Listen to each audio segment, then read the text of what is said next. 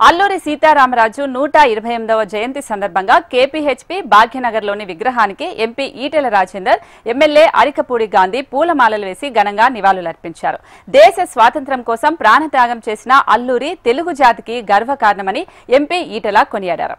భీమవరంలో అల్లూరి స్మారక స్తూపాన్ని ఆవిష్కరించి దేశానికి అంకితం చేశారని గుర్తు చేశారు. రాబోయే తరాలకు ఆయన త్యాగాలు గుర్తుంటేందుకు ఈ స్తూపం స్ఫూర్తిగా నిలుస్తుందని ఎంపీ ఈటెల రాజేందర్ తెలిపారు. తెలుగు జాతి గర్వించే బిడ్డ, సాహసపుత్రుడు, భరతమాత ముద్దు బిడ్డగా తన బాధ్యత నిర్వహించి ఈ దేశ స్వేచ్ఛ కోసం, స్వతంత్రం కోసం ప్రాణాలు అర్పించినటువంటి అల్లూరి సీతారామరాజు గారి 128వ జయంతి ఉత్సవాలని రెండు తెలుగు రాష్ట్రాల్లో ఇలా గొప్పగా ఘనంగా జరుపుకుంటా ఉన్నాం.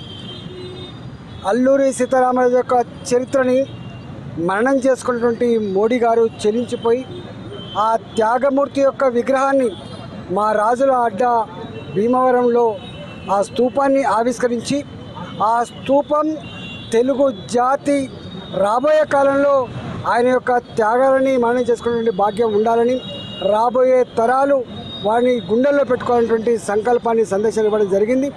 త్యాగమూర్తుల యొక్క జయంత్యోత్సవాలు మనం జరుపుకుంటున్నామంటే వాళ్ళ యొక్క త్యాగాలు, వారి కమిట్మెంట్, వాళ్ళ యొక్క గొప్పతనాన్ని రాబోయే తరాలకు అందించే దాంట్లో భాగంగానే ఈ ఉత్సవాలు జరుపుకుంటూ ఉన్నాం. కాబట్టి ఈ సందర్భంగా వారికి ఘనంగా నివాళులర్పిస్తూ వారి త్యాగాన్ని జాతి ఎప్పుడు మర్చిపోవని చెప్పి తెలియజేస్తా ఉన్నాం.